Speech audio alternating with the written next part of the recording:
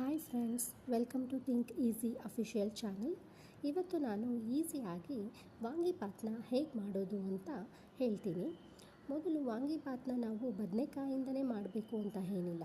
Capsicum ಆದರೂ ಸರಿ, ಅಂದರೆ ದೊಡ್ಡ ಮೆಣಸಿನಕಾಯಿ ಆದರೂ ಯೂಸ್ ಮಾಡ್ಕೊಳ್ಬೋದು. ಆದರೆ ನಾನಿಲ್ಲಿ ಬದನೆಕಾಯಿನ ಯೂಸ್ ಮಾಡ್ಕೊಳ್ತಾ ಇದ್ದೀನಿ. ಬದನೆಕಾಯಿ ಬಂದು ಈ ಥರನಾದರೂ ಕಟ್ ಮಾಡಬಹುದು, ಅಥವಾ ಸ್ವಲ್ಪ ಉದ್ದ ಬೇಕಾದರೂ ಕಟ್ ಮಾಡ್ಕೊಳ್ಬೇಕು. ಅವ್ರವ್ರ ಕನ್ವಿನಿಯೆಂಟ್ ಆದರೂ ಕಟ್ ಮಾಡಿಕೊಂಡ್ರೂ ಏನು ತೊಂದರೆ ಇಲ್ಲ. ಆನಂತರ ಒಂದು ಬಾಣಲೆಯಲ್ಲಿ ಕಡಲೆಬೀಜ, ಕಡಲೆಬೇಳೆ, ಉದ್ದಿನಬೇಳೆನ ಫ್ರೈ ಮಾಡಿ ಸಪ್ರೇಟಾಗಿ ಎತ್ತಿಟ್ಕೊಳ್ಳೋದ್ರಿಂದ ಅದು ಕ್ರಿಸ್ಪಿನೆಸ್ಸು ಲಾಸ್ಟ್ವರೆಗೂ ಇದ್ದೇ ಇರುತ್ತೆ. ಆಮೇಲೆ ಸ್ವಲ್ಪ ಹುಣಸೆ ಹಣ್ಣನ್ನು ನೀರಲ್ಲಿ ನೆನೆಸಿಡಬೇಕು. ಹುಣಸೆ ಹಣ್ಣಿಲ್ಲ ಅಂತ ಅಂದರೆ ಬೇಕಾದರೂ ಟೊಮೊಟೊನಾದರೂ ಯೂಸ್ ಮಾಡ್ಕೊಳ್ಬೋದು, ಏನು ತೊಂದರೆ ಏನಿಲ್ಲ. ಆಮೇಲೆ ಬಾಣಲಿಲಿ ಅದೇ ಎಣ್ಣೆಗೆ ಸಾಸಿವೆ ಹಾಕಬೇಕು. ಆಮೇಲೆ ಹೆಚ್ಚಿಟ್ಟಿರೋ ಬದನೆಕಾಯಿನ ಹಾಕಿ ಒಂದು 2 ಮಿನಿಟ್ಸು ಫ್ರೈ ಮಾಡ್ಕೊಳ್ಬೇಕು. ಕ್ಲೋಸ್ ಮಾಡಬಾರ್ದು. ಕ್ಲೋಸ್ ಮಾಡಿದ್ರೆ ಇಲ್ಲಿ ನಮಗೆ ಆ ಕ್ರಿಸ್ಪಿನೆಸ್ ಹೋಗುತ್ತೆ ಯಾವುದ್ರದ್ದು, ಈ ಬದನೆಕಾಯಿದು.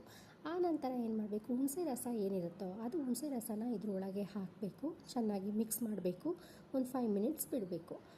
ನೆಕ್ಸ್ಟ್ ಏನು ಮಾಡಬೇಕು ಅಂತಂದರೆ ಸ್ವಲ್ಪ ಸಾಂಬಾರು ಬೀಜ ಪೌಡ್ರು, ಸ್ವಲ್ಪ ಬ್ಯಾಡಗಿ ಮೆಣಸಿನ್ಕಾಯಿ ಪೌಡ್ರು, ಆಮೇಲೆ ಅಚ್ಚ ಖಾರದ ಪುಡಿ, ಉಪ್ಪು ಹಾಕಿ ಚೆನ್ನಾಗಿ ಕಲಿಸ್ಕೊಡ್ಬೇಕು. ಅದು 2 ಮಿನಿಟ್ಸ್ ಆದ ನಂತರ ಲಾಸ್ಟಿಗೆ ವಾಂಗಿಬಾತ್ ಪೌಡ್ರನ್ನ ಅದನ್ನು ಮಿಕ್ಸ್ ಮಾಡಿದ್ರೆ, ವಾಂಗಿಬಾತ್ ಪೌಡ್ರು ನಾನು ಇನ್ನೊಂದು ರೆಸಿಪಿಲಿ ಹೇಳಿದ್ದೀನಿ ಹೇಗೆ ಮಾಡೋದು ಅಂತ ಅಂದ್ಬಿಟ್ಟು, ಇದೆಲ್ಲ ಹಾಗೆ ಎಣ್ಣೆ ಬಿಟ್ಕೊಳ್ಳೋ ಟೈಮಲ್ಲಿ ಅನ್ನ ಹಾಕಿ ಕಲಿಸಿದ್ರೆ ನಮ್ಮ ವಾಂಗಿಬಾತು ಸೂಪರಾಗಿ ರೆಡಿಯಾಗಿರುತ್ತೆ.